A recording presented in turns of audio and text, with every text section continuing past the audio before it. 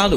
అసలు నందీశ్వరుని యొక్క అనుమతి లేకుండా శివాలయంలో శివదర్శనం చేశారనుకోండి, దాన్ని శంకరుడు అంగీకరించాడు.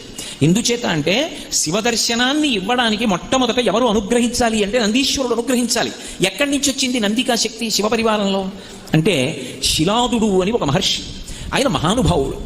ఆయనకి ఒకప్పుడు ఒక విచిత్రమైనటువంటి కోరిక కలిగింది, నాకు ఒక కుమారుడు కలగాలి, కానీ అందరు పిల్లలు పుట్టినట్టే భార్య యొక్క సహాయము వలన నా తేజస్సు నా భార్య యొక్క శోణితము కలిసి నా భార్య యందు పిండముగా రూపుదిద్దుకొని ఏదో కొన్ని నెలలు ఆమె గర్భము ధరించిన తరువాత బయటికి వచ్చేటటువంటి శిశువు కాదు, అయోనిజుడు కావాలి.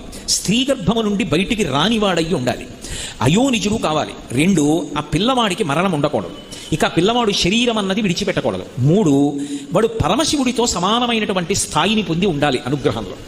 వాడు ఆజ్ఞాపించడంలో కానీ అనుగ్రహించడంలో కానీ రూపంలో కానీ ముమ్మూర్తుల శంకరుడు ఎలా ఉంటాడో అలా ఉండాలి. నాకు అటువంటి కొడుకు కావాలి.